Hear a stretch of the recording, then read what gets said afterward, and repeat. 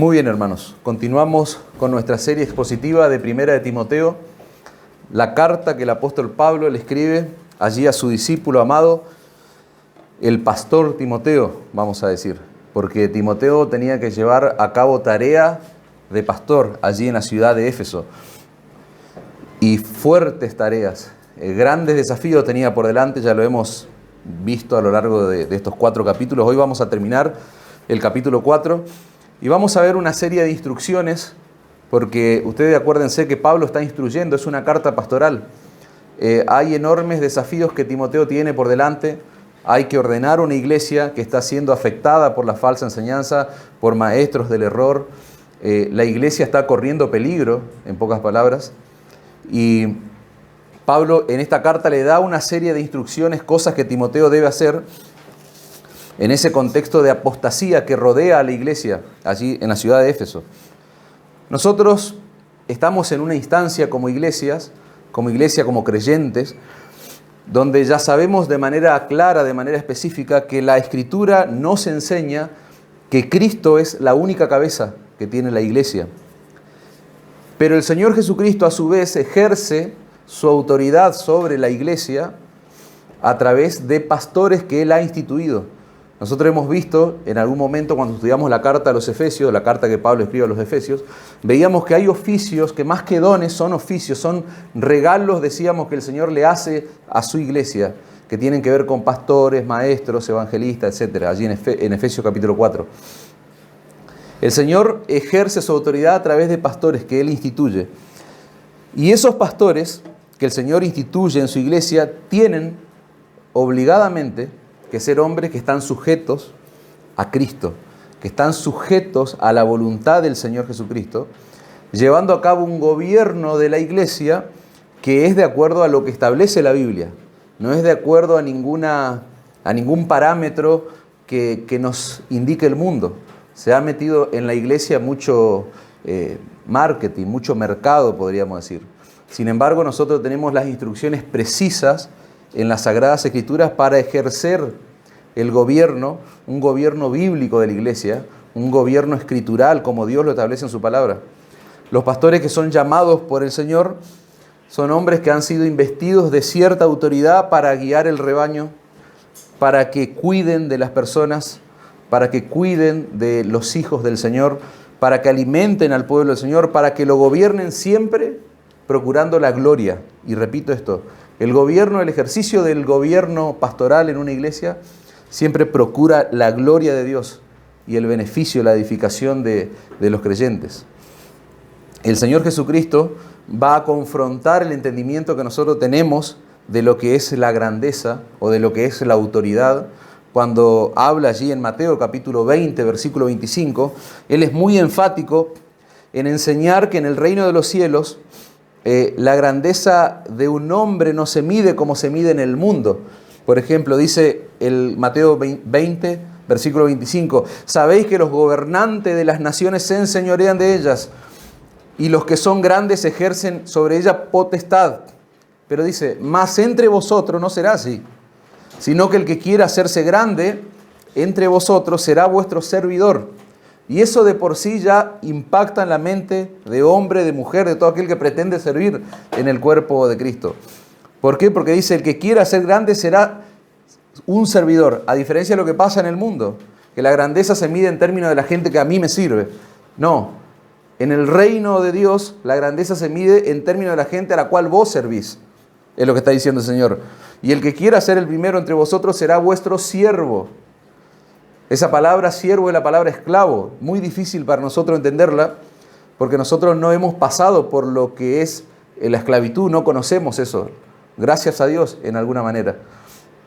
Pero ahí el Señor está hablando de ser siervo, de ser un esclavo. ¿Cómo? Y fíjense el ejemplo supremo, como el Hijo del Hombre no vino para ser servido, sino para servir y para dar su vida en rescate por muchos. El Señor con este pasaje está dando un claro panorama de lo que es el servicio, de lo que debe ser el ministerio pastoral. Esa es la forma de ejercer autoridad en el reino de Dios, en la iglesia de Cristo. Cuando nosotros nos vamos a la primera carta de Pedro en el capítulo 5, versículo 2, Pedro va a decir allí, Apacentad la grey de Dios que está entre vosotros, cuidando de ella no por fuerza, sino voluntariamente, no por ganancia deshonesta, sino con ánimo pronto, no como teniendo señorío sobre lo que están a vuestro cuidado. Y acá viene el título del mensaje de hoy, sino siendo ejemplos de la grey. Sé ejemplo se llama el mensaje de hoy porque es una oración que encontramos en el pasaje que nosotros vamos a estudiar. Otra vez la palabra de Dios nos está mostrando que los pastores deben ser ejemplo de la grey. La palabra de Dios es clara, hermanos. Y pudiéramos invertir mucho más tiempo en introducir el texto, pero creo que hasta acá es suficiente. La palabra de Dios es clara en cuanto a la responsabilidad que tienen los pastores al momento de ejercer su autoridad en el cuerpo de Cristo. Pero también la palabra de Dios es clara en la responsabilidad que tienen las ovejas hacia sus pastores, en la responsabilidad que tienen los creyentes hacia los pastores. Los pastores no deben abusar de la autoridad, decíamos, pero por otro lado, hermano, la iglesia, los creyentes, los miembros de la iglesia de Cristo deben tener mucho cuidado de no menospreciar la autoridad de los pastores. Ese es el balance perfecto, y yo voy a usar mucho esa palabra hoy. ¿Por qué? Porque el desafío que representa el ministerio pastoral y el desafío que representa el ser miembro de una iglesia local es precisamente encontrar ese balance perfecto entre el ejercicio de la autoridad pastoral y la sumisión que yo como miembro, como oveja de Cristo debo ejercitar o ejercer hacia mis pastores, hacia mis autoridades. Y hablando de ese punto, de ese balance, dice Primera de Tesalonicenses capítulo 5, versículo 12, os rogamos, dice Pablo, hermanos, que reconozcáis a los que trabajan entre vosotros y os presiden en el Señor y os amonestan, y que los tengáis en mucha estima y amor por causa de su obra, tened paz entre vosotros.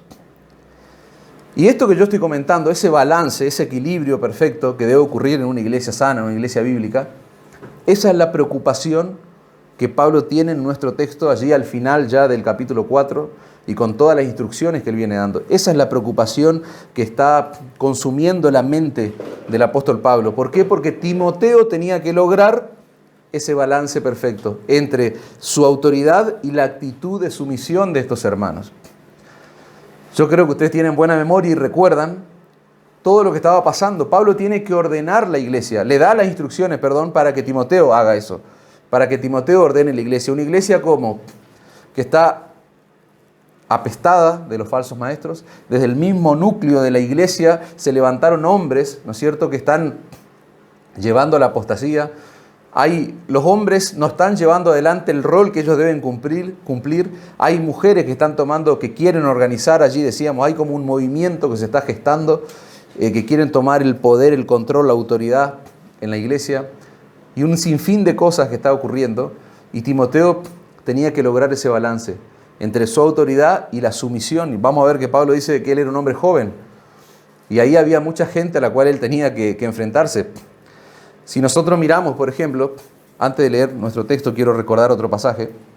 Si nosotros miramos 1 Corintios, capítulo 16, versículo 10 en adelante, vemos que Timoteo estaba por ir a esta iglesia, a la iglesia de los Corintios, y Pablo le escribe a esta iglesia y le dice, si llega Timoteo, mirad que esté con vosotros con tranquilidad, porque él hace la obra del Señor así como yo.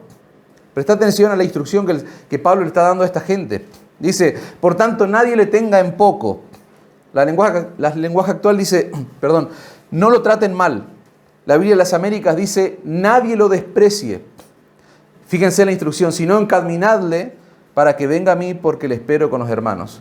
Esta iglesia era similar el escenario a lo que estaba ocurriendo allí en Éfeso. La iglesia de los Corintios tenía serios problemas en cuanto a su actitud hacia la autoridad. Por eso que Pablo le tiene que pedir encarecidamente, le está rogando que lo traten bien, que no lo menosprecien, porque ya a él lo habían menospreciado.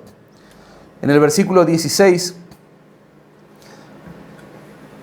Primera de Corintios, capítulo 16, en el versículo 15, si miramos, fíjense, hermanos, ya sabéis que la familia de Estéfanas es las primicias de Acaya.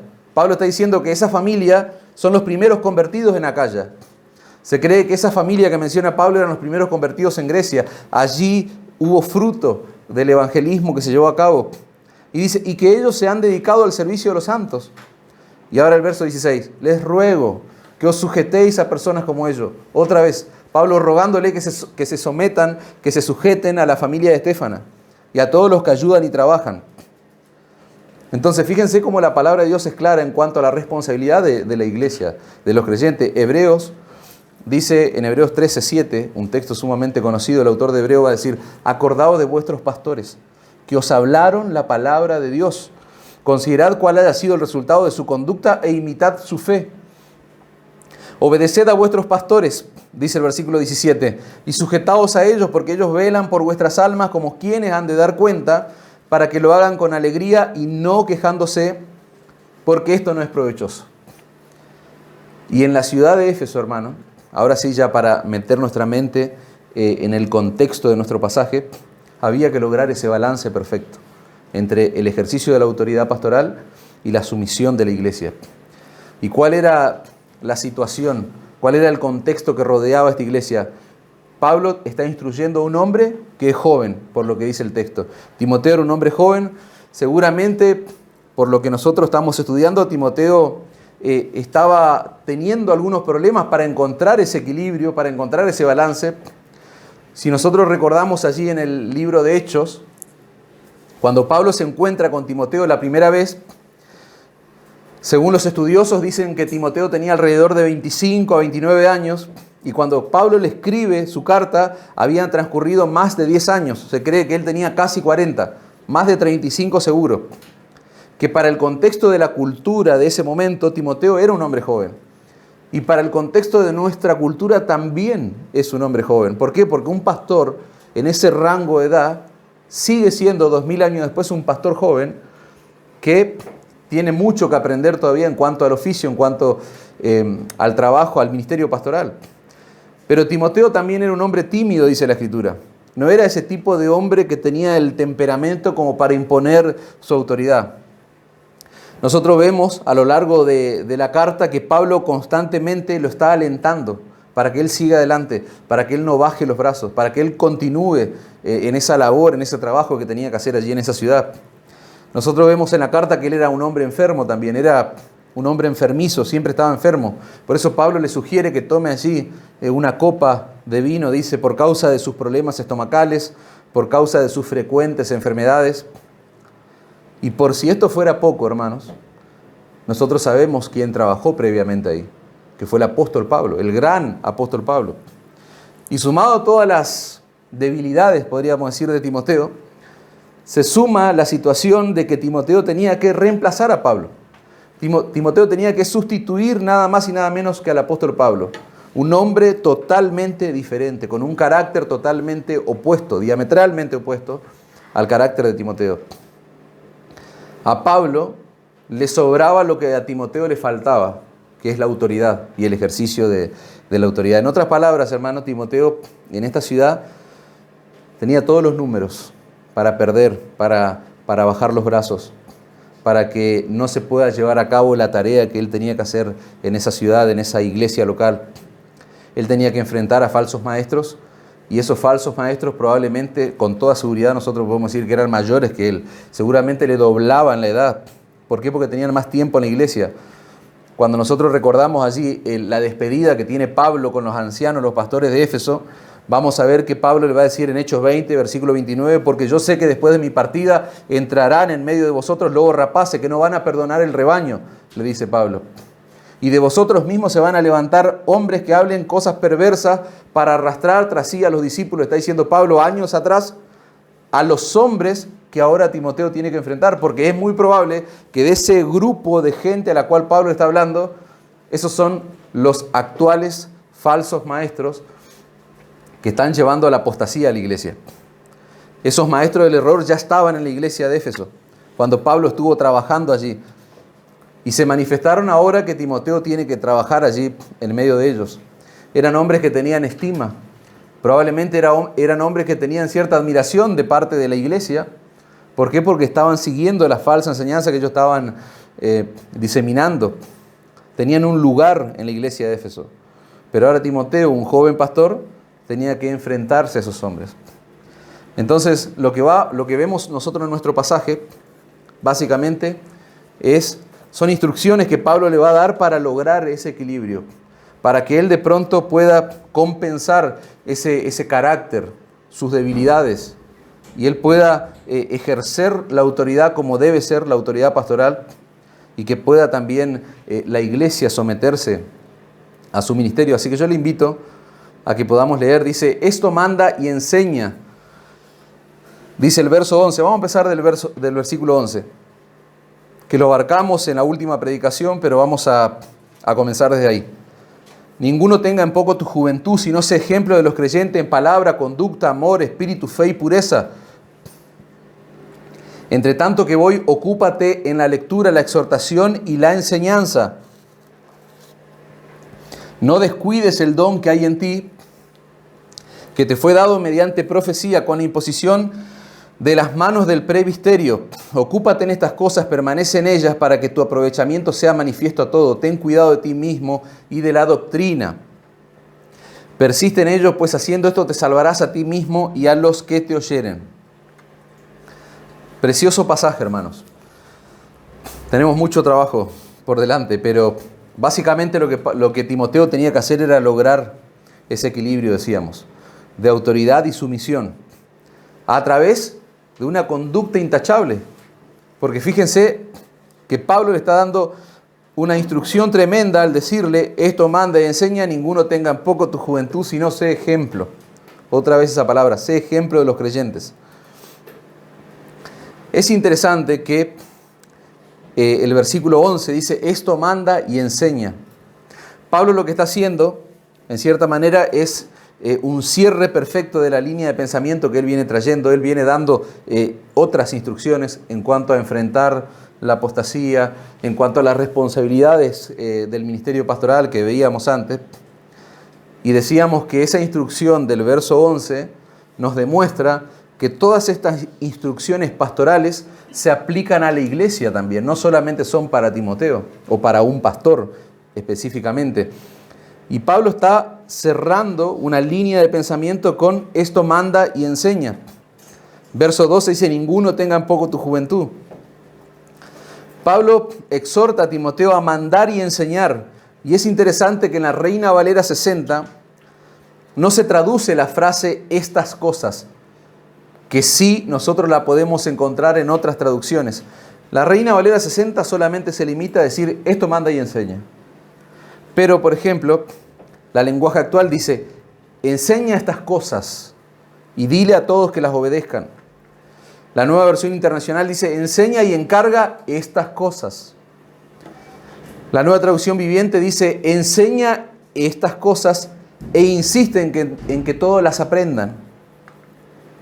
Esa palabra mandar, nosotros ya hemos dicho muchas veces que la palabra griega original es un término militar que nos da la idea de un mandato, es una orden que debe ser cumplida, decíamos, y la vemos mucho al principio de la carta. Pero lo interesante es que ese término militar, esa palabra griega original que se usa ahí, no es de un militar de alto rango hacia alguien de bajo rango. No, el término identifica una instrucción que se está dando, más que una instrucción es como un mandato que se está dando a otro militar en la misma jerarquía. Cuando esto iba a ser leído en la iglesia, la gente, eso le iba a dar un mensaje a la mente y al corazón de la gente. ¿Por qué? Porque Pablo en cierta manera está poniéndolo a Timoteo a su mismo nivel. Pablo en cierta manera como apóstol del Señor Jesucristo lo que está haciendo es delegándole una autoridad al pastor Timoteo para que sea ejercida allí en la iglesia de Éfeso. Pablo está enalteciendo, está exaltando, está levantando la autoridad que Timoteo tiene. O sea, no es un creyente más, no, es un pastor al cual deben obedecerle, sería la idea. Esa expresión, estas cosas, es muy común en las cartas de Pablo, principalmente en las epístolas pastorales, porque tienen que ver con enseñanzas que viene dando el apóstol Pablo en el contexto inmediato. Cuando habla de estas cosas se refiere a lo que está, el pensamiento que él viene trayendo, las instrucciones que él viene dando. Esas cosas manda y enseña. Pablo viene dando instrucciones, cierra la idea con esa expresión, y por un lado lo que está haciendo con ese cierre es levantando la autoridad de Timoteo y le está dando también a Timoteo, en cierta manera, está enfatizando la actitud que él debe tener. O sea, él debe entender el lugar en el que está, el rol que debe cumplir. Él debe creérsela, en cierta manera. ¿Por qué? Porque él tiene que ejercer autoridad sobre la iglesia. En la carta que Pablo le escribe a Tito, por ejemplo, otro pastor joven que estaba en Creta, otra de las cartas pastorales, fíjense que Pablo usa las palabras muy similares. La Reina Valera dice, Tito 2:15, esto habla y exhorta y reprende con toda autoridad, nadie te menosprecie, le dice a Tito. La lenguaje actual va a decir, enseña estas cosas con toda autoridad para animar y corregir a la gente, no des motivo para que te falten el respeto. La Nueva Traducción Viviente va a decir el mismo texto, debes enseñar estas cosas y alentar a los creyentes a que las hagan. Tienes la autoridad para corregirlos cuando sea necesario. Así que no permitas que nadie ignore lo que dices. Pablo sabía, hermano, que su carta iba a ser una exposición a toda la iglesia.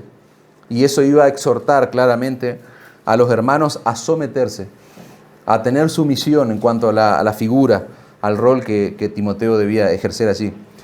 Timoteo no debía permitir que su autoridad sea menospreciada, no por orgullo personal, sino porque cuando eso sucede, nosotros a la luz de la Escritura vemos que es la iglesia la que termina sufriendo cuando la autoridad pastoral es menospreciada. Hebreos 13:17, el texto que leímos antes. Obedeced a vuestros pastores, decíamos, sujetaos a ellos porque ellos velan por vuestras almas, como quienes han de dar cuenta para que lo hagan con alegría, no quejándose, y ahí viene el punto, porque esto no es provechoso. Cuando la iglesia no se somete a los pastores puestos por Dios, la iglesia es la que sufre. Dice el autor de los Hebreos, esto a ustedes no les es provechoso. Otra traducción dice, esto no les resulta en beneficio. Ustedes no son los que se van a aprovechar si menosprecian la autoridad pastoral. Se van a afectar. El verso 12 dice de nuestro texto, 1 Timoteo 4:12, ninguno tenga en poco tu juventud. Y acá viene esta expresión preciosa, sé ejemplo. Es fácil leerla, es difícil vivirla. El ser ejemplo de los creyentes en palabra, conducta, amor, espíritu, fe y pureza. La expresión original en el idioma original dice que nadie piense menos de ti, que nadie piense pocos de ti, sino sé ejemplo con tu vida. Dice un autor comentando sobre este texto, dice, un buen ministro de Jesucristo ganará y sostendrá la autoridad requerida para el desempeño de su ministerio a través de una conducta irreprochable y a través de un ministerio responsable. Timoteo dice, debía ganarse por su conducta lo que le faltaba en edad, porque era joven, un pastor joven decíamos. Pero me quiero tomar de esa definición estos dos términos, hermanos, conducta irreprochable, ministerio responsable. Eso debe golpear nuestra mente, debe calar profundo en nuestro corazón. ¿Por qué? Porque cualquier creyente, hermano, que trabaje, repito esto, estamos hablando de una instrucción pastoral, pero es para toda la iglesia. Cualquier pastor, vamos a decir, y cualquier creyente que trabaje para tener una conducta intachable y un ministerio responsable, gana autoridad. Eso es lo que nosotros estamos aprendiendo y lo vemos a la luz del texto. La autoridad se gana a través de una conducta intachable. Eso es lo que en pocas palabras le va a decir, lo está instruyendo Pablo a Timoteo, a través de un ministerio responsable. Y eso aplica a toda la iglesia, principalmente a sus pastores. Todos tenemos, hermano, pensando en una aplicación bien práctica, todos los que estamos acá tenemos una conducta. Vos tenés una conducta que te define, que te caracteriza. Todos tenemos un ministerio, todos tenemos un trabajo que hacer en la iglesia de Cristo, hermanos. Decía yo en la oración, el Señor nos llamó a la salvación, pero también vamos a ver ahora que capacita a aquellos que Él llama. Y ahora vamos a ver eso en la vida de Timoteo. Pero pensando en nosotros, bajando a tierra el concepto, todos tenemos una conducta y todos tenemos un ministerio, un trabajo que llevamos adelante en la iglesia del Señor. La pregunta es, ¿estás trabajando para tener una conducta intachable? Es la pregunta que rebotaba en mi mente continuamente. ¿Estoy trabajando en mi vida personal para tener una conducta irreprochable? Ese es el punto y esa es la pregunta para vos. ¿Estás trabajando para tener un ministerio responsable? ¿Para tener un trabajo responsable? O sea, tu vida se caracteriza por un trabajo que está repleto, que está saturado de responsabilidad, de compromiso. ¿Qué ven los otros en tu vida? Porque cuando hacemos eso, hermanos, repito el principio, ganamos autoridad. Cuando tenemos una conducta intachable, un ministerio responsable, cuando somos personas comprometidas, lo que ganamos es autoridad, somos dignos de confianza. Yo puedo transmitir tranquilidad y seguridad al cuerpo de Cristo. Eso es lo que se gana. La mente de un verdadero creyente, hermano, debe estar consumida por este pensamiento que está allí en la palabra de Dios. Y nos cuesta entender esto, pero nuestra mente, repito, de un verdadero creyente debe estar consumida por qué pensamiento, por lo que el Señor dice allí en el ejemplo de las parábolas de los talentos, Mateo 25, 23. Bien, buen siervo y fiel. Eso es lo que debe consumir tu mente. Bien, buen siervo y fiel. Sobre poco has sido fiel, sobre mucho te pondré, dice la Reina Valera 60. La lenguaje actual me encanta cómo lo traduce, hermano. Dice, excelente, eres un siervo bueno y se puede confiar en ti. Ya que cuidaste bien lo poco que te di, ahora voy a encargarte cosas más importantes. Ahí está explicado, en cierta manera, lo que dice la Reina Valera 60. Sobre poco has sido fiel, sobre mucho te pondré. Esto no es una promesa de prosperidad y toda esa pavada que hoy invade el Evangelio. El Señor le está hablando y está diciendo que a aquellos que son dignos de confianza, el Señor les va a confiar más. Aquellos que de hecho, de la enseñanza de la parábola, aquellos que se han esmerado, que se han esforzado, que han sido diligentes, que han tenido una conducta intachable, que han sido responsables en lo poco que recibieron, son personas dignas de confianza a las cuales el Señor le promete darle más, porque han demostrado ser personas responsables.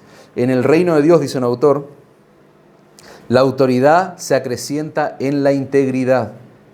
En el reino de Dios la autoridad se acrecienta en la integridad, en el compromiso. Ese debe ser nuestro anhelo, hermanos, como iglesia del Señor. Volviendo al plano del ministerio pastoral, volviendo a la imagen del pastor, allí en la vida de Timoteo, cuando un pastor manifiesta una conducta irreprochable y una administración responsable sobre aquellas personas que están bajo su cuidado, su autoridad es fortalecida.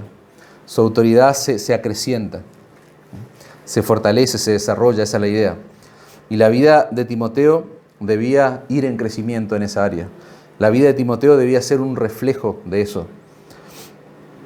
Fíjense que cuando Pablo lo instruye a Timoteo en cuanto a las calificaciones pastorales, fíjense que en ninguna manera se está hablando de cierta capacidad exegética o teológica que debe tener el pastor, sino que Pablo se enfoca en el carácter, en la conducta que debe tener el siervo del Señor. Palabra fiel, dice 1 Timoteo 3:1. Si alguno no es el obispado, buena obra desea, pero es necesario que el obispo sea irreprensible. Ahí habla de una conducta intachable. No dice que debe ser doctor en teología, no dice que debe tener un máster en divinidad. Dice, debe ser irreprensible, marido de una sola mujer, sobrio, prudente, decoroso, hospedador, apto para enseñar, no dado al vino, no pendenciero, no codicioso de ganancia deshonesta, sino amable, apacible, no avaro, que gobierne bien su casa, dice el texto. Recordémoslo, hermano, que tenga a sus hijos en sujeción con toda honestidad. El que no sabe gobernar su propia casa, ¿cómo va a cuidar de la iglesia del Señor? No un neófito, un recién convertido, no sea que envaneciéndose caiga en la condenación del diablo. Es necesario que tenga buen testimonio de los de afuera para que no caiga en descrédito y lazo del diablo. De esa manera, hermano, un pastor gana autoridad dentro de la iglesia, a través de su conducta y a través de su carácter. ¿Por qué? Porque los pastores están llamados a proclamar la verdad de Dios y a mostrar, hermano, con sus vidas cuál es el alcance de esa verdad que ellos proclaman. Por eso, el pastor debe tener una conducta intachable. Por eso que Pablo le va a dar las herramientas que Timoteo necesita para que su autoridad sea fortalecida en ese lugar. Dice un autor, la iglesia examinará el alcance de una verdad predicada a la luz de la conducta del que la predica. Eso es terrible para los que predican o los que enseñamos. La iglesia va a examinar, dice, el alcance de una verdad. A ver, ¿cuán verdad es lo que este hombre está predicando? De acuerdo a lo que la iglesia observa en la vida de ese hombre. Veamos las 5 áreas en las que Timoteo debe trabajar para ser un modelo, para ser ejemplo de la iglesia. Dice, nadie tenga en poco tu juventud, sé ejemplo de los creyentes en palabra. Fíjense cómo Pablo está abordando un área de la vida de Timoteo en la cual él debía ser un ejemplo. Él tenía que ser ejemplo en palabra en sus conversaciones. Pablo no está hablando allí, cuando habla de ser ejemplo en palabra, no está hablando de la predicación de Timoteo, porque eso lo va a abordar en el versículo 13. Pablo está dando la idea de que Timoteo debía ser un verdadero ejemplo en sus conversaciones informales, en sus conversaciones más simples con los hermanos. Da la idea de un hombre que edifica hasta en las conversaciones simples de la vida, de la comunión. Si el contexto es de diversión o de alegría, ese hombre está edificando con sus conversaciones, con sus palabras. Si hay que amonestar a un hermano, hay bondad en sus palabras, hay misericordia en sus palabras. El pastor debe ser un hombre así, hermano, que bendice aún en las conversaciones más simples. Y ese es el énfasis que Pablo le está dando a Timoteo. En esa área él debía trabajar. Un pastor debe saber cuándo hablar, de qué hablar, cuándo callar, qué no tiene que decir. Y lamentablemente, hermanos, y esto creo que le pasa no solo a los pastores, a todos los creyentes, volvemos siempre al punto. Lamentablemente esa es el área tal vez donde más ligeros somos, en caer o en no vigilar sería la palabra, pero la palabra de Dios nos instruye a todos los creyentes, pastores y miembros de la iglesia, a vigilar nuestras conversaciones, la manera en que hablamos, principalmente esas informales, esas charlas simples, que no están tal vez llenas de teología o espiritualidad.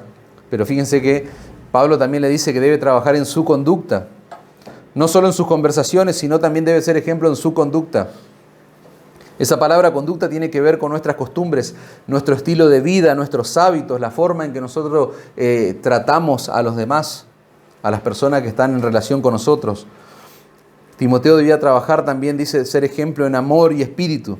Es interesante que la palabra espíritu no aparece en otras traducciones de la Escritura. Solamente la traduce la Reina Valera 60, esa palabra. Pero básicamente la palabra espíritu nos está hablando del ser interior del pastor, cómo debe ser él en su corazón. Y esa palabra amor hace referencia a ese afecto, a ese amor, valga la redundancia, que él debe tener hacia sus hermanos, hacia las personas que están bajo su cuidado. Dice, debe ser un ejemplo en fe también. Y siempre hemos dicho que fe, en los otros episodios donde hemos estudiado, que venimos, los otros capítulos que estamos estudiando, la palabra fe tiene que ver con el conjunto de convicciones que nosotros creemos como creyentes. Bueno, acá no, acá sí tiene que ver con la confianza en Dios. Cuando Pablo usa la palabra fe para indicarle a Timoteo que él debe trabajar en esa área, Pablo está hablando de que él debe ser un ejemplo en la confianza que él deposita en Dios delante de los hermanos. Dice un comentarista, William Hendrickson, dice, el amor nos habla de la relación horizontal del pastor, para los que tienen, decíamos, que los que están bajo su cuidado, pero la fe nos habla de la relación que él tiene de manera vertical, dice, con Dios. El pastor debe ser un hombre que pone su confianza en el carácter de Dios, sin importar las circunstancias, sin importar si las cosas están sucediendo a su favor o en su contra. Es un hombre que manifiesta confianza en el carácter de Dios. Me gustaría leer lo que dice otro autor sobre este punto, me parece muy importante. Dice, son muchas las aflicciones del ministerio pastoral. Sin embargo, es en esas situaciones donde el pastor debe manifestar confianza en Dios. No se trata de que es un superhombre, sino que se ve latente en su vida que vive amparado en el conocimiento de un Dios soberano, de un Dios poderoso, de un Dios que es amante, que cuida a sus siervos de una manera especial, de una manera particular. El pastor debe ser un modelo de confianza en Dios. Un hombre que manifiesta una confianza plena en el Señor, aún en medio de las situaciones más difíciles. Me encantó esa traducción. Ese comentario en realidad. Y por último, Pablo dice que debe trabajar en pureza, dice el texto. La pureza nos habla de una mente que está completa, una mente que está moldeada, que está conformada con la ley de Dios, con su palabra, con lo que Dios establece, decíamos al principio, en su palabra. Un pastor debe tener una mente moldeada por la palabra de Dios, una mente que piensa bíblicamente, que piensa de manera natural en los principios bíblicos, no en principios psicológicos. Un pastor debe aconsejar bíblicamente, no en base a la experiencia, sino debe dar consejos que están basados en la Escritura. Y la palabra pureza nos habla de una condición así. Resumiendo, hermano, todo lo que hemos visto hasta ahora, Pablo le está diciendo a Timoteo que él para ser una autoridad en la mente de la iglesia allí de los hermanos en Éfeso, tenía que tener una conducta intachable, dijimos, tenía que velar, cuidar sus conversaciones, su comportamiento, su amor, su interés, su fe, su confianza en el Señor y su pureza moral, su pensamiento, su mente.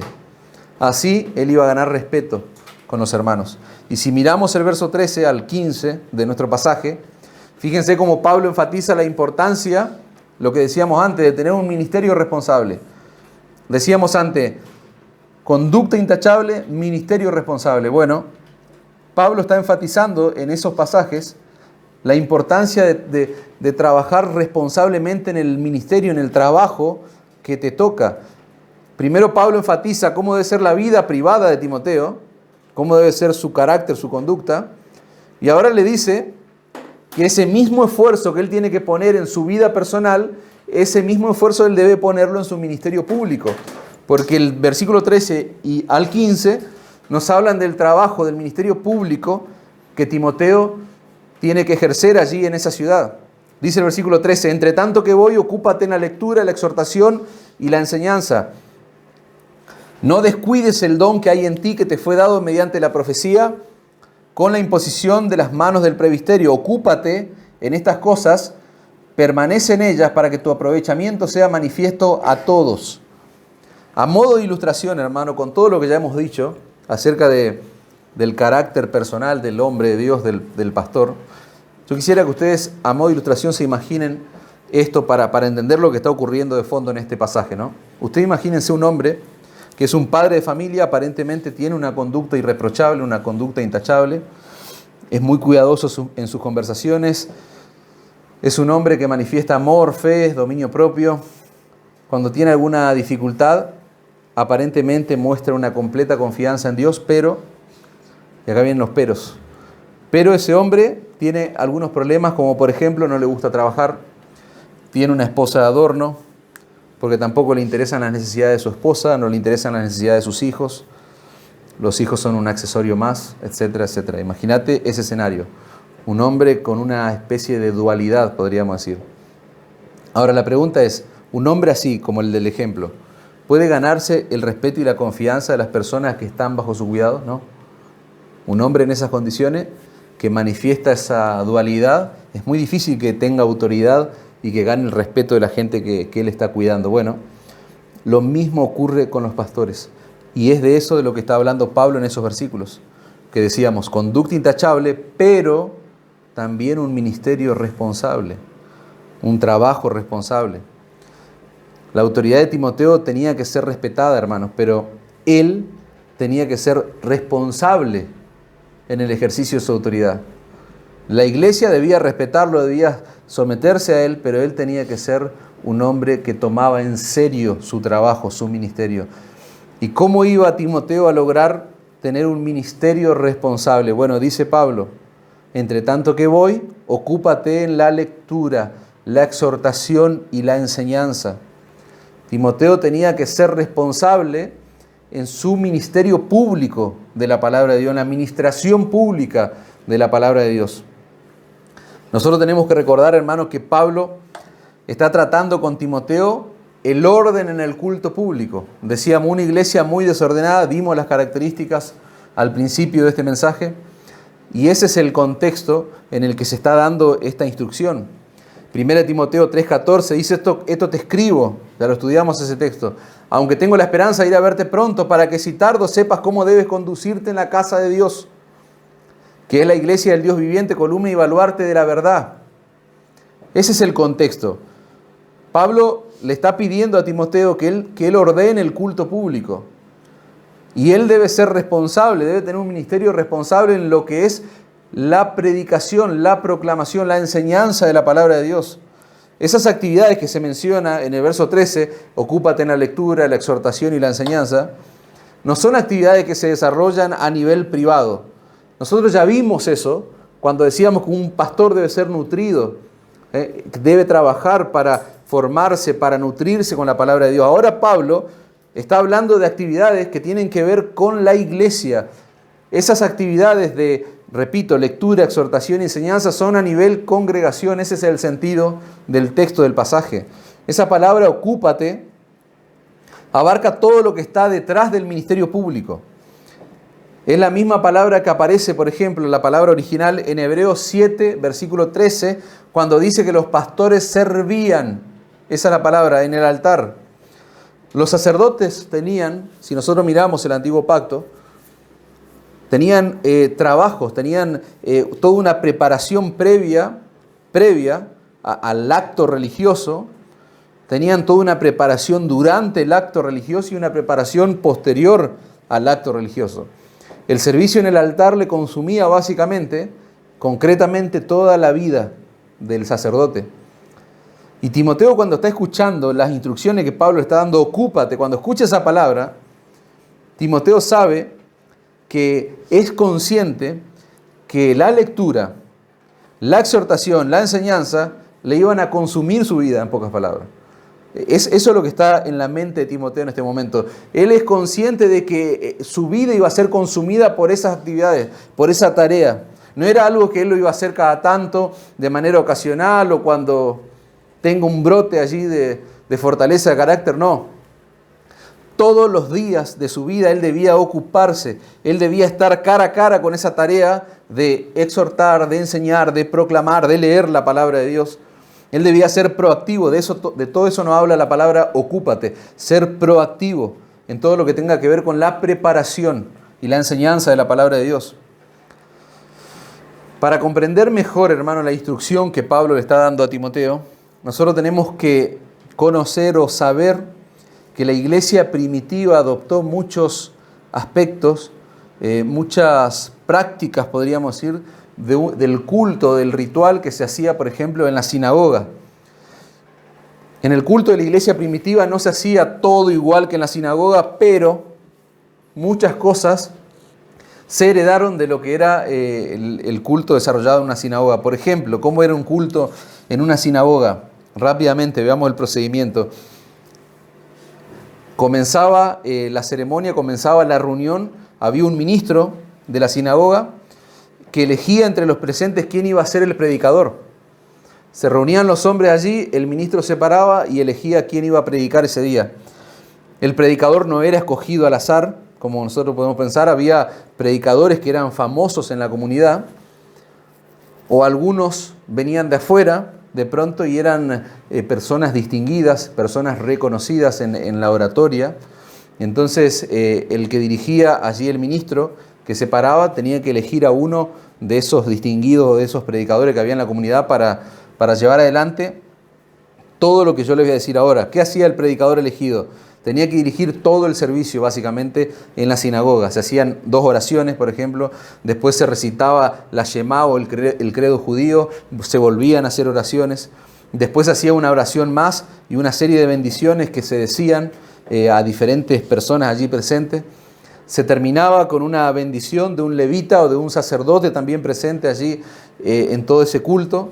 Cuando toda esa parte ritual terminaba, el predicador tomaba los rollos de la Escritura, específicamente el rollo de la ley, y por lo menos 7 personas tenían que levantarse y leer sucesivamente porciones del Antiguo Testamento. Después venía la lectura del rollo de los profetas, y al finalizar todo eso, venía la lectura que el predicador tenía a su cargo ese día. Después de toda esa liturgia, se leía el texto que ese predicador inicial iba a compartir con la gente. ¿Y qué fue lo que se heredó en la iglesia primitiva de todo ese ritual? Esa última parte. Esa fue la que la iglesia cristiana tomó para su culto público.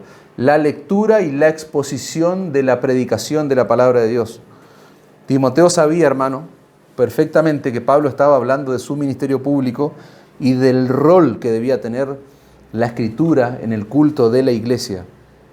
No era simplemente leer un texto, sino exponer cuidadosamente el texto y explicarlo a la congregación. Y nosotros podemos pensar, por ejemplo, en el origen de esa costumbre de exponer la Escritura de esa manera. Si nosotros miramos para atrás y vemos la vida y el ministerio de Moisés, podríamos decir que Moisés fue quien expuso o comenzó a exponer esa metodología, ¿no es cierto?, de exposición de la palabra. pero hay autores, hay estudiosos que consideran que esa metodología de comunicar la palabra de Dios, de leerla, de explicarla, tuvo su máxima expresión, por ejemplo, en los tiempos de Nehemías, cuando los judíos regresan de la esclavitud allí babilónica, y fue en ese momento cuando dicen estos autores, estos estudiosos, que se levantaron la mayor cantidad de sinagogas. Allí fue donde se comenzó, podríamos decir, tenemos el primer precedente de lo que es la predicación de nuestros días. Nehemías 8, versículo 8 dice, leían el libro de la ley de Dios claramente, escuchen esto, claramente, y ponían el sentido de modo que entendiesen la lectura. Fíjense que es un precedente importante en la Escritura. No solamente era lectura por lo que vemos, sino que también le ponían el sentido, dice, para que los creyentes pudiesen entender, para que el pueblo pudiera entender el significado de lo que estaba leyendo el experto allí, el maestro de la Escritura.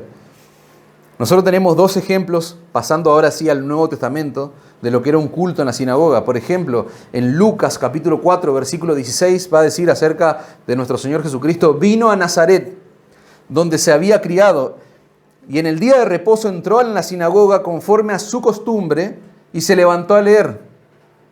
Piensen ahí todo lo que les dije antes de la liturgia. Bueno, fíjense que el Señor llega a la sinagoga y se levanta a leer. ¿Cuál es el escenario que está planteando Lucas? Bueno, el Señor se había criado en Nazaret. Durante 30 años los habitantes de ese pueblo lo habían visto como el hijo del carpintero. Durante 30 años. ¿Pero qué pasa? De repente el Señor sale y comienza a ejercer un ministerio público. Allí, en esa zona de influencia, se va a Canaán, que queda a unos pocos kilómetros de Nazaret. Ahí hace una serie de milagros, convierte el agua en vino. Después se va a Jerusalén, hay una situación allí en el templo, el Señor corre ahí a gente que estaba pervirtiendo el templo. Todo eso, lo único que hizo fue acrecentar la fama del Señor Jesucristo. ¿Qué pasó? Él llega a Nazaret y cuando el Señor va a esa ciudad, no era el mismo que nació, se crió, ya él vuelve con una fama, él vuelve siendo un hombre popular. Entonces, ¿qué hacen ese día que él llega? Lo ponen a él como el predicador elegido. ¿Por qué? Porque él era como una visita ilustre, había hecho milagros, prodigios, maravillas, ya era conocido por su fama, hasta ese momento era ilustre. Y dice el texto en el versículo 17, y se le dio el libro del profeta Isaías. Se levantó a leer, se le dio el libro del profeta Isaías, Lucas 4:17, y habiendo abierto el libro, halló el lugar donde estaba escrito, el Espíritu del Señor está sobre mí, por cuanto me ha ungido para dar buenas nuevas a los pobres, me ha enviado a sanar a los quebrantados de corazón, a pregonar libertad a los cautivos y vista a los ciegos, a poner en libertad a los oprimidos, a predicar el año agradable del Señor. Y enrollando el libro lo dio al ministro y se sentó, y los ojos de todos en la sinagoga estaban fijos en él, dice el texto. El Señor se sentó, ¿por qué? Porque justamente lo que decíamos antes, iba a comenzar el sermón ahora, y en la sinagoga se leía de pie y se exponía sentado. Y miren lo que el Señor comienza a predicar, Lucas 4:21, y comenzó a decirles, hoy se ha cumplido. Leyó, hizo una lectura, dijimos, y ahora empieza a explicar. Hoy se ha cumplido esta escritura delante de vosotros. Y todos daban buen testimonio de él y estaban maravillados de las palabras de gracia que salían de su boca y decían, ¿no es este el hijo del carpintero? ¿No es este el hijo de José? Estaban sorprendidos. Esas personas, inmediatamente cuando oyeron el sermón, se dieron cuenta de que el Señor estaba hablando con autoridad y que ellos nunca habían oído a un predicador hablar así, de esa manera. Si nosotros miramos en Hechos 15, el segundo ejemplo que les dije dos, vimos uno, vamos a ver otra vez un ejemplo de cómo era un culto en la sinagoga en Hechos 15:21, porque Moisés desde tiempos antiguos tiene en cada ciudad quien lo predique en la sinagoga, donde es leído cada día de reposo. Fíjense, Hechos 15, vuelvo a leerlo, 15:21, dice que Moisés desde tiempos antiguos, dice, tiene en cada ciudad quien lo predique en la sinagoga, donde es leído cada día de reposo. Otra vez el mismo patrón, hermanos, que encontrábamos, que hablábamos antes, leído y explicado. Ese patrón de lectura y explicación de la palabra de Dios fue transmitido de la sinagoga a la iglesia primitiva, a la iglesia cristiana. Y al principio se leía justamente la ley, el antiguo pacto, el antiguo testamento. Pero poco a poco se fue introduciendo en la iglesia del primer siglo los escritos de los apóstoles. Colosenses 4:16, por ejemplo. Cuando esta carta haya sido leída, dice Pablo a los colosenses, entre vosotros, haced que también se lea en la iglesia de los laodicenses, y que la de Laodicea la leáis también vosotros. Fíjense, Pablo está dando una instrucción de que esa carta debían leerla en otro lado y así y viceversa. O sea que ya estamos hablando en un escenario donde hay instrucción, donde hay lectura y explicación del Antiguo Testamento, pero ahora ya hay instrucción apostólica. Primera de Tesalonicenses 5:27, os conjuro por el Señor que esta carta se lea a todos los santos hermanos. Las cartas eran enviadas no solamente al pastor, sino a toda la iglesia. Apocalipsis 1:3, bienaventurado el que lee y los que oyen. Fíjense lo que ocurre en la iglesia. El que lee, el que explica, y los que oyen, dice, son bienaventurados las palabras de esta profecía y guardan las cosas en ellas escritas, porque el tiempo está cerca, dice Juan, allí en Apocalipsis. Con todo esto, hermano, que yo traté de adornar sus mentes, su cabeza en este momento, ustedes se dan cuenta por qué Pablo le está ordenando a Timoteo en el verso 13 que ponga cuidado, que se ocupe. Su vida va a ser consumida ¿en qué? En la lectura, la exhortación y la enseñanza. Hay un detalle interesante que a mí no me gustaría dejarlo pasarlo por alto con respecto a lo que pasaba en la sinagoga, porque yo quiero, con este ejemplo de aquel entonces, quiero que ustedes piensen, traer sus mentes al presente. En la sinagoga pasaba algo muy interesante con los predicadores que entraban en acción allí en los cultos, en esos lugares. Había dos tipos de predicadores. Por un lado estaban los rabinos, que eran expertos. Esos eran los de mayor conocimiento teológico, pero eran aburridos, eran fríos, se decía, en exponer la Escritura. Pero por otro lado, había otro tipo de predicadores, que eran los predicadores populares. Así son reconocidos por los historiadores, predicadores populares, que intervenían también en el culto en una sinagoga. Y a veces sucedía que en una ciudad había más de una sinagoga. Entonces ocurría que, por ejemplo, en una sinagoga estaba un rabino, un aburrido, que daba una enseñanza tosca, aburrida, larga, etc. Pero claro, en las otras sinagogas probablemente intervenían predicadores populares, y lo que pasaba en esas sinagogas es que se llenaban de personas allí que querían escuchar a estos predicadores populares. Dicen los historiadores que obviamente las mujeres no entraban a la sinagoga, las mujeres quedaban fuera. Ellas podían estar en una especie de galería, no entrar al salón, digamos, al lugar. Pero lo curioso era que se llenaba de mujeres la galería. ¿Por qué? Porque ellas querían escuchar a estos predicadores populares. ¿Y qué había que hacer o cuáles eran las condiciones de un predicador popular? Bueno, dicen que tenían que reunir ciertas características para estar dentro de esa categoría. Por ejemplo, tenían que tener buena presencia. No eran hombres desarreglados. Tenían que tener una voz particular, una voz que atrape, que cautive a la gente, una oratoria fluida, muy ordenada. ¿Vos ya estás pensando en los predicadores de este tiempo? Andá pensando en eso, porque es muy similar a lo que pasa en nuestros días. Estos predicadores populares tenían que ser principalmente, dice, conciliadores. Tenían que tener buena presencia, una voz linda, no voz aflautada, una oratoria fluida, muy ordenada. Tenían que tener un discurso conciliador. Es decir, ellos debían amonestar, no debían amonestar al pueblo. Ellos no debían confrontar al pueblo, a la gente, mientras predicaban. Y estos hombres habían armado toda una fábula por sus falsas enseñanzas. Ellos explicaban de por qué actuaban de esa manera, distinto a un rabino tal vez. ¿Por qué, por ejemplo, ellos ponían el ejemplo de Moisés? Que Moisés no entró a la tierra prometida, ¿por qué? Porque continuamente le estaba diciendo al pueblo que era duro de servir. Ustedes son pecadores, son duros de servir. Entonces, por eso Dios le prohibió que entre. Eso es la fábula que ellos decían. Por ejemplo, hablaban de Isaías, otro argumento que ponían, y ellos decían que los ángeles le quemaron la boca a Isaías. ¿Por qué? Porque en un momento Isaías va a decir, pero yo soy un hombre de labios inmundos que habita con gente de labios inmundos. Entonces, ellos decían, no. Por eso nosotros decimos cosas bonitas a la gente. Le animamos a las personas que se sientan mejor, podríamos decir. Pero Pablo le está diciendo a Timoteo que él no debía hacer como los predicadores populares. Que estos hombres estaban lejos de ocuparse en la lectura, la exhortación y la enseñanza. No, Pablo debía hacer lo opuesto a lo que ocurría en las sinagogas. Timoteo debía hacer lo opuesto, dice Pablo. Él debía ocuparse seriamente en la predicación de la palabra de Dios. Y acá quiero bajar una aplicación, hermanos, porque ustedes, sus mentes ya están acá en el presente, ¿no? Están ahora en nuestros tiempos, en nuestro siglo.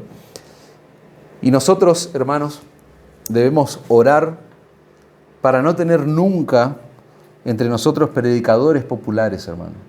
Ese es un motivo de oración constante que debe tener la iglesia.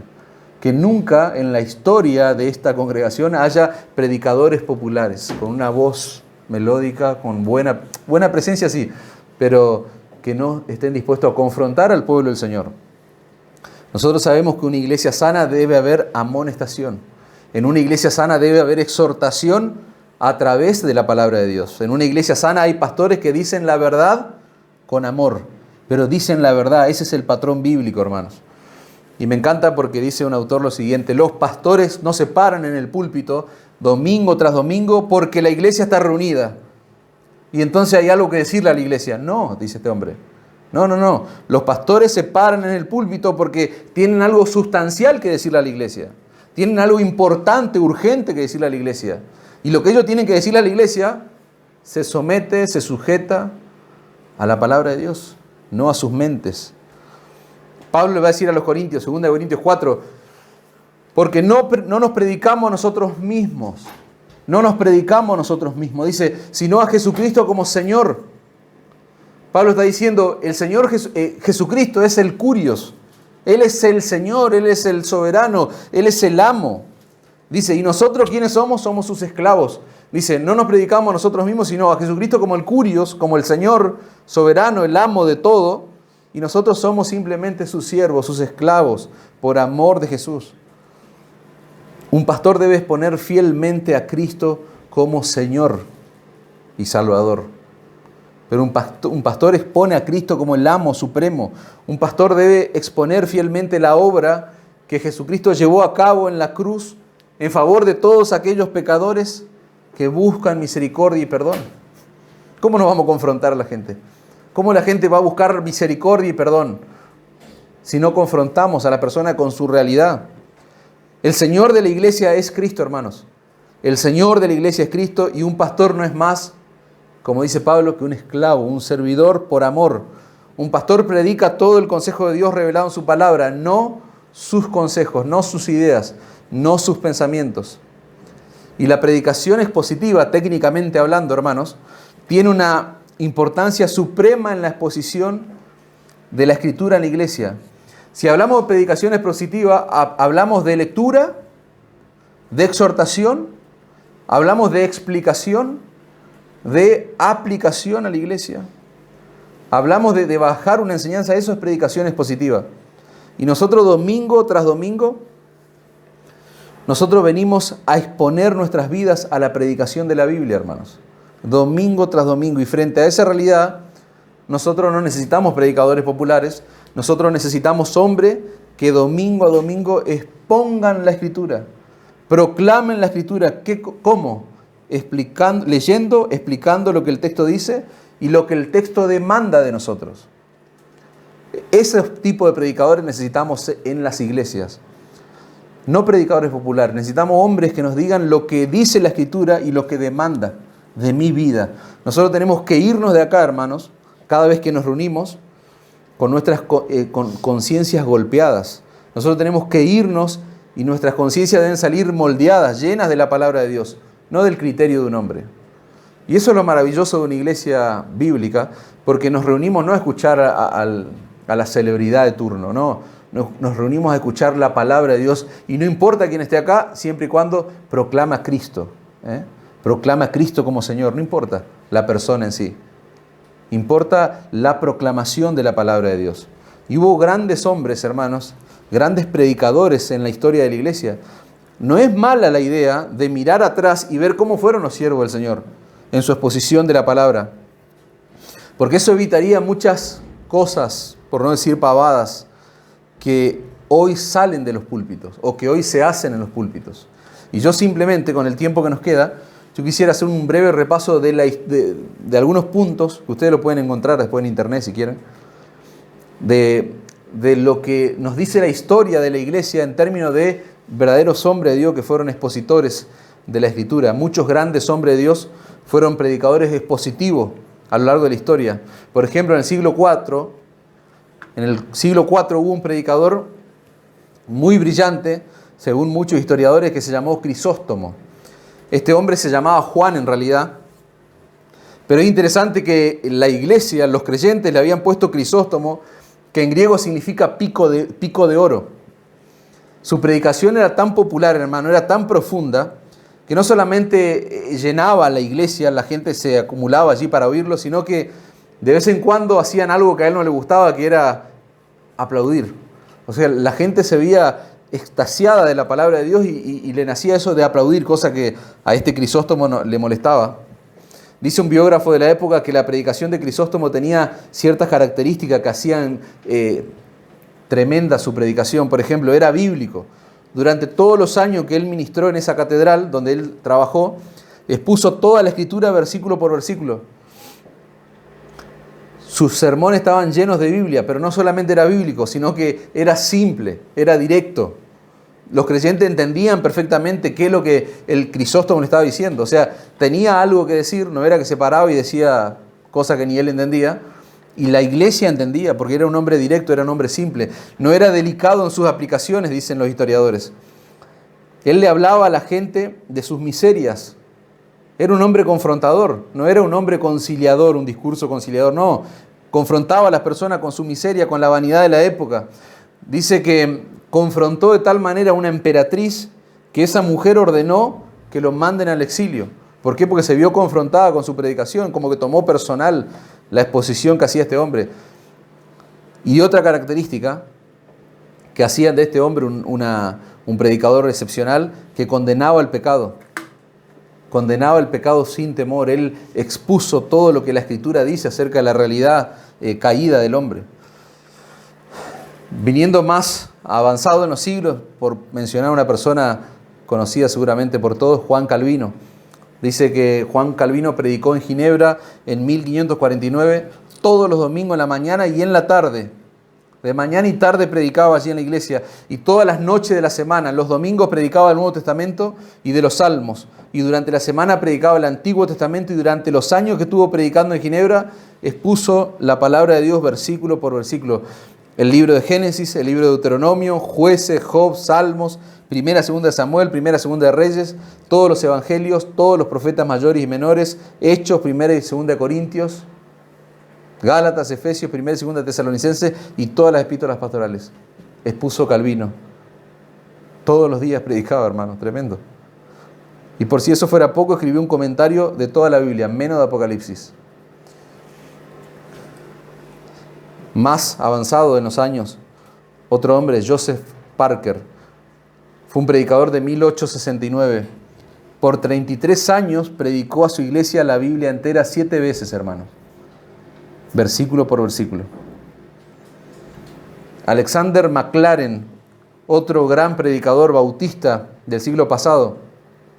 Nosotros escuchamos que Charles Spurgeon es el príncipe de los predicadores, se le suele decir.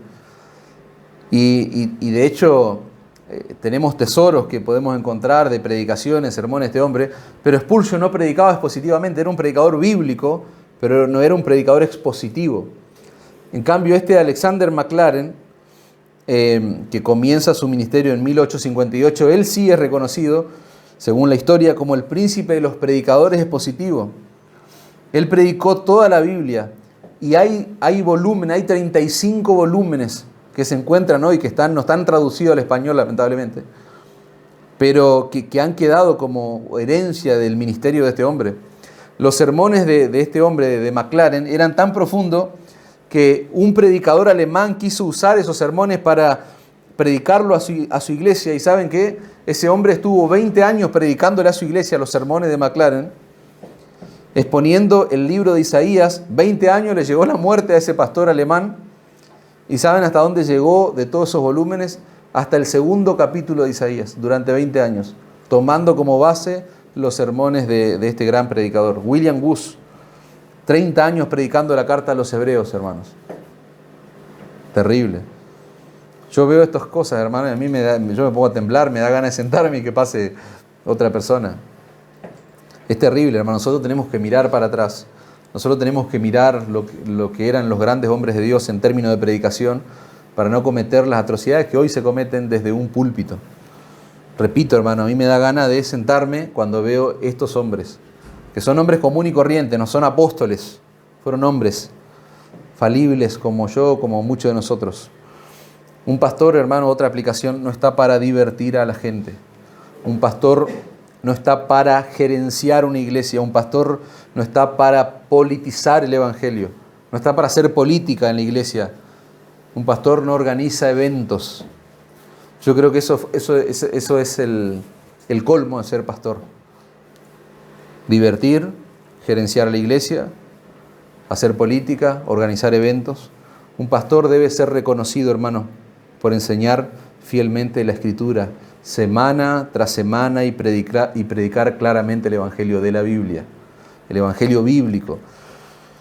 Nosotros como creyentes, hermano, venimos a la iglesia para adorar a Dios y aprender la Escritura, hermanos. Si nosotros no tenemos una predicación bíblica, no podemos adorar a Dios. Pensá en eso. La adoración comienza cuando hay verdadera instrucción bíblica, cuando hay una profunda enseñanza de la palabra de Dios. Si no, los creyentes están adorando cualquier cosa. Vaya a saber lo que están adorando. Capaz un Dios que se inventaron, un Dios de su imaginación. Pero repito, venimos a adorar, pero también venimos a aprender la Escritura. Cuando aprendemos la Escritura, nosotros podemos ejercer una adoración basada en la verdad de la palabra de Dios, no en sentimientos, no centrado en el hombre. A veces hasta lloramos, pero lloramos por alguna cuestión emocional nuestra. Pero la realidad es que la verdadera palabra, la verdadera enseñanza de la Escritura debe llevarnos a movilizar nuestro corazón, nuestro sentimiento y nuestra razón. Pero, repito, cimentada en una verdad de la palabra de Dios. Nosotros venimos a estudiar la Escritura los domingos. Por lo tanto, yo como miembro, vos como miembro, lo que vos debés exigir, lo que vos debés esperar, es que tu pastor venga a enseñar la palabra de Dios, que sea un maestro de la palabra de Dios. Si retomamos nuestro texto, ahí rápidamente, avanzamos, vemos que Pablo le dice a Timoteo que debe ser responsable en el cuidado del don que ha recibido. Versículos 14 y 15. No descuides el don que hay en ti, que te fue dado mediante profecía con la imposición de las manos del presbiterio. Ocúpate en estas cosas, permanece en ella para que tu aprovechamiento sea manifiesto a todos. Dice, ocúpate, otra vez la palabra, ocúpate en estas cosas, otra vez la expresión estas cosas. Permanece, dice en ella, para que tu aprovechamiento sea manifiesto a todos.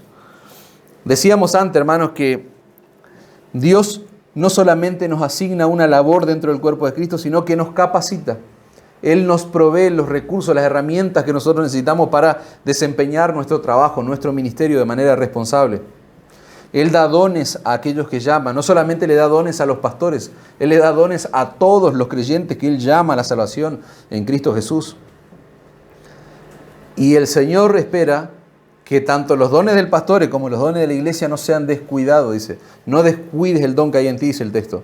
Parece que Timoteo estaba en peligro de ceder ante las presiones del ministerio. Tenía, dijimos, una iglesia muy desordenada en la cual trabajar, y Pablo está sumamente preocupado. Dijimos que era un hombre tímido, ¿se acuerdan? En el versículo 1, capítulo 1, 1 Timoteo 1, 18, dice: este mandamiento, hijo Timoteo, te encargo, para que conforme a las profecías que se hicieron en cuanto a ti, milites por ella la buena milicia. Otra vez términos militares ahí. Ahora está más claro el español.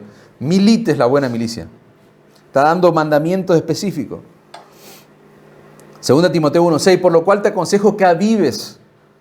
No importa las presiones del ministerio, no importa las dificultades, no importa los sufrimientos, no, vos tenés que avivar el fuego del don, dice Pablo, que está en ti por la imposición de mis manos, dice. La carga ministerial parece ser que estaba agobiando a Timoteo. Tal vez Timoteo no había comenzado a decaer o a ser infiel, no tenemos que pensar eso, pero Pablo no quería que llegue a ese punto. O sea, no quería que Timoteo llegue a esa instancia, sino que ahora lo está exhortando, no descuides, le está dando una orden, trabajá, ocupate en el don, en los dones que has recibido. Timoteo tenía que recordar que su don había sido dado mediante profecía. Hubo hombres en la iglesia que impusieron sus manos, que testificaron, que profetizaron acerca de su ministerio, del trabajo que él iba a hacer. Y frente a las presiones del ministerio pastoral, Timoteo tenía que traer a memoria continuamente que hubo hombres que validaron, que testificaron de que él era un hombre de Dios, un siervo del Señor. Eso que pasó con Timoteo, que dice Pablo allí, que profetizaron acerca de él, que le impusieron las manos, que lo enviaron a la obra, sigue pasando aún hoy en nuestros días. El Espíritu Santo llama a un hombre al ministerio, pero nosotros sabemos que es la iglesia, en manos de sus pastores, la que debe confirmar el llamado de un hombre, la que debe confirmar que el llamado es veraz. Y me encanta, hermano, yo lo tomé esto, cuando leí esto a mí me conmovía y me afectaba personalmente, porque dice un autor, un pastor, escuchen esto, un pastor debe recordar y decirse esto constantemente: Dios me ha dado un don, Dios me ha dado la capacidad para llevar adelante la obra del ministerio.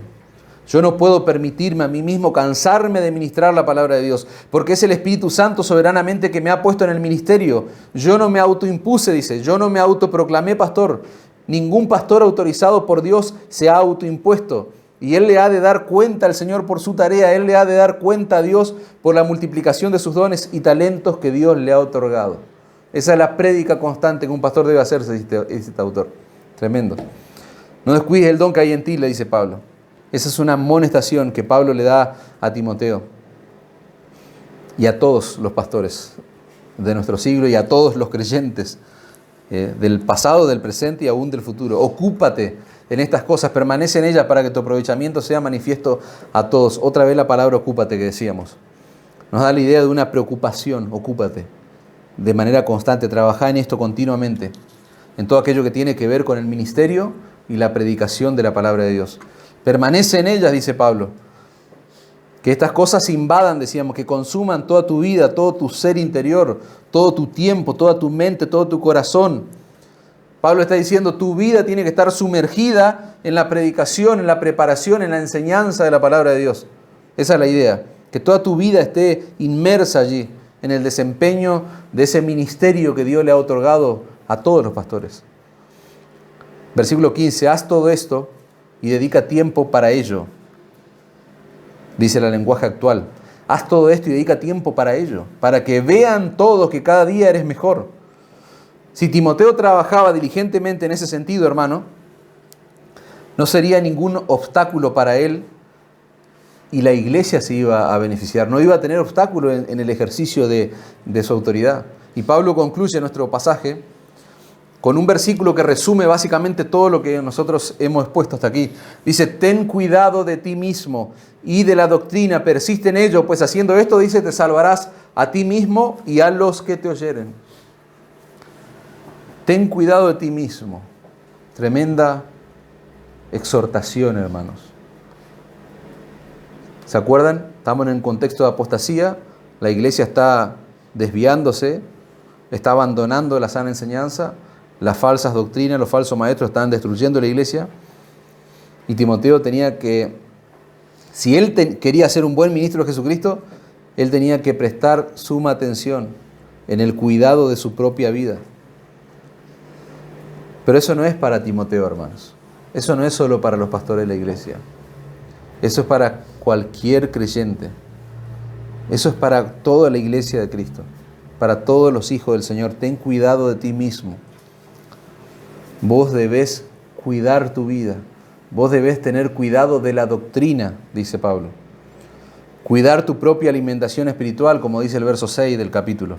Desechar toda información, decíamos, que pueda corromper nuestras buenas costumbres, como lo vimos en el verso 7. Ejercitarse en la piedad, decíamos. Eso lo tiene que hacer un pastor, pero también la iglesia del Señor, versículos 7 y 8. Cuidar que tu ejemplo de vida cristiana sea lo que debe ser, versículo 12, la conducta intachable, decíamos. Timoteo debía cuidarse primeramente a sí mismo y en segundo lugar debía cuidar con ese mismo esmero, con ese mismo trabajo la doctrina, la enseñanza que le estaba dando a la iglesia. Y para cerrar, hermanos, para terminar ya este precioso capítulo, este precioso pasaje de la palabra de Dios, Pablo dice, haciendo esto te salvarás a ti mismo y a los que te oyeren. ¿Se dan cuenta la importancia de velar, de vigilar por estas instrucciones? ¿Por qué? Porque tienen impacto en la vida personal del pastor y por sobre todo tienen impacto en la vida de la iglesia, de los que te oyeren, dice Pablo. Decíamos al principio que Dios va a obrar en preservar a sus hijos hasta el final, pero eso no elimina la responsabilidad que todos tenemos de perseverar. Hay un tratado que ustedes lo pueden buscar, se llama Los suspiros del infierno, de John Bunyan. Es precioso esto, hermanos. ¿Por qué? Porque hay allí un fragmento de ese tratado, de ese escrito, de este gran teólogo y pastor de siglos atrás. Él va a hablar acerca de todo lo que nosotros venimos estudiando y va a decir, escuchen esto, de cuántas almas los ministros necios, él va a hablar de aquellos ministros, de aquellos pastores que son inconversos, que son falsos maestros, que no enseñan la palabra de Dios de manera diligente. Dice, de cuántas almas, dice Bunyan, los ministros necios han sido el medio de destrucción por su ignorancia. La predicación de los tales, de este tipo de pastores, no fue para las almas, mejor que el arsénico para los cuerpos. Muchos de ellos es de temerse que tengan que responder por poblaciones enteras. Ay, amigo, dice Bunyan, te digo que al haber tomado la tarea de predicar al pueblo de Dios, tal vez has tomado algo que no puedes explicar qué es. ¿No te afligiría ver que toda tu congregación marchara tras de ti para el infierno, exclamando, esto tenemos que agradecerte, pues tuviste temor de hablarnos de nuestros pecados para que no dejáramos de apresurarnos a ponerte viandas en la boca? Oh malvado, dice, maldito, que no te contentaste siendo un guía ciego como eras, con caer en el hoyo tú mismo, sino que nos has conducido a él, también a nosotros contigo. Tremendo, hermano. A mí me hace temblar esas cosas. Porque Bunyan está haciendo correr su imaginación y se está imaginando lo que pueden llegar a decir poblaciones enteras a esos pastores falsos, a esos maestros del error, a esos pastores que no son diligentes en enseñar fielmente la palabra de Dios. Charles Spurgeon decía, qué terrible debe ser ir al infierno desde la sombra de un púlpito, pero qué terrible debe ser irse al infierno desde un púlpito mismo. Terrible, hermanos. Dios nos ayude, hermanos, a que cada domingo se predique desde este púlpito la palabra de Dios con fidelidad. Amén. Y si aún Cristo no es tu Salvador, si aún Cristo no es tu Señor, yo te ruego, yo te pido encarecidamente que corras a Cristo por misericordia y perdón. No nos predicamos nosotros mismos, sino que predicamos a Cristo como Señor. Y el Señor manda a todos los hombres en todo lugar a que se arrepientan y crean en la obra gloriosa de la cruz. ¿Para qué? Para que Cristo sea tu Señor y tu Salvador. Porque en aquel día Cristo será tu juez. Y dice la Escritura que toda rodilla se doblará delante de Él.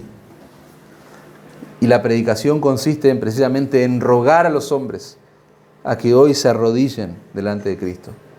Hoy, para que Él sea el Señor y Salvador, y no en aquel día donde va a ser el juez. Amén.